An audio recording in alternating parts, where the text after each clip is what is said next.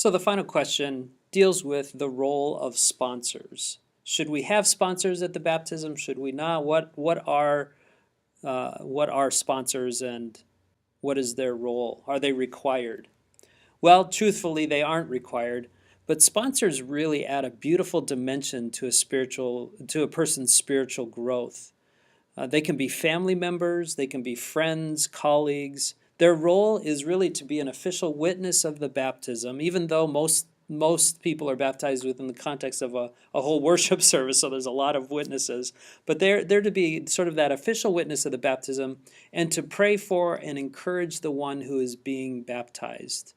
I always recommend that the person you're having to be the sponsor, that they have a solid faith in Jesus. And you could have one sponsor, you could have several, it really doesn't matter. Or you could have none. You could choose not to have sponsors. That's completely up to you.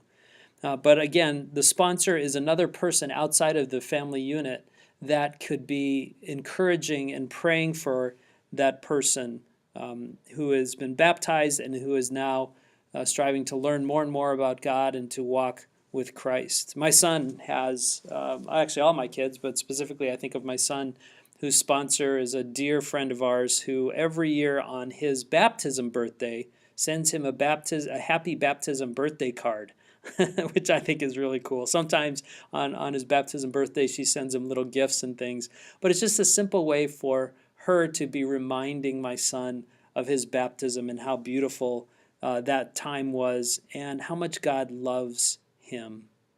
So in the end, again, sponsors aren't required, but they are wonderful and help enhance the celebration of baptism and its continuing benefits.